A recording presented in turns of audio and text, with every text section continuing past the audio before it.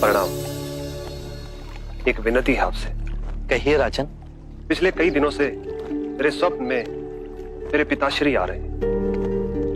मैंने ब्राह्मणों से भी इसका अर्थ पूछा तो उनका कहना था कि तुम्हारे पिताश्री को शांति नहीं मिली, उनके लिए पूजा करनी होगी, यज्ञ संपन्न करना होगा। आप तो परम ज्ञान का स्वरूप है, तो विनती है आपसे कि पूजा विधि आप ही के हाथों से हो, जो मेरे पिताश्री तक पहुंचे, उन्हें मुक्ति मिले, जीवन मरण के इस चक्र से वो मोक्ष पाले। अवश्य राजन। आप मिट्टी के 2 घड़े मंगवाइए, एक में घी भरवाइए और एक घड़े में कंकड़ पत्थर भरवाइए, और उन दोनों घड़ों के मुंह कपड़े से बंधवा दीजिए और उन्हें लेकर नदी के तट पर आइए। मैं वहीं आपकी प्रतीक्षा करूंगा। मैं भी इसका प्रबंध करता हूं महाराज।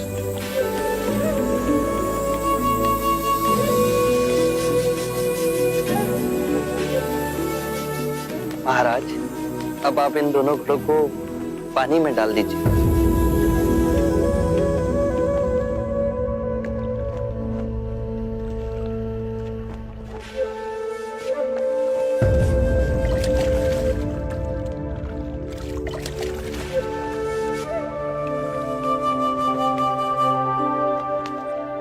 महाराज, अब इन दोनों घड़ों को आप तोड़ दीजिए।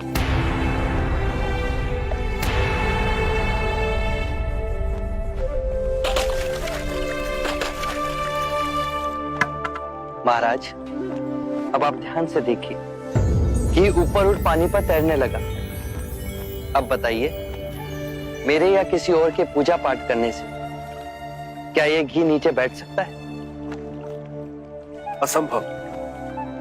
ये तो घी का स्वभाव ही नहीं। सत्य कहा आपने। उसी प्रकार किसी भी पूजा पाठ, विधि विधान, कर्म कांड के द्वारा पानी के अंदर डूबे हुए कंकड़ पत्थर क्या ऊपर आ तैर सकते हैं? नहीं बुद्ध, ये तो प्रकृति के नियम के विरुद्ध है। तो हम प्रकृति से भिन्न कैसे हुए? हम भी तो प्रकृति का ही रूप है। सत्य कहा बुद्ध। एक सत्य ये भी है राजन, यदि हमारे पूर्वजों ने अपने जीवन काल में कंकड़ पत्थर बोए, दुष्कर्म किए, तो वो स्वाभाविक ही कंकड़ पत्थर की तरह नीचे बैठ जाएंगे। और यदि उन्होंने अपने जीवन काल में सत्कर्म किए तो स्वाभाविक ही घी की तरह ऊपर आ तैरने लगेंगे। जो बोएंगे वही काटेंगे। परंतु इस शरीर रूपी जीवन काल में ही नहीं, अपितु इस शरीर रूपी जीवन काल के पश्चात वाली यात्रा में भी हम जैसे कर्म करेंगे वैसा ही फल मिलेगा। अब बताइए, इस प्रकृति के नियम को कोई पूजा पाठ, कर्म कांड, विधि विधान, यज्ञ हवन मिटा सकता है?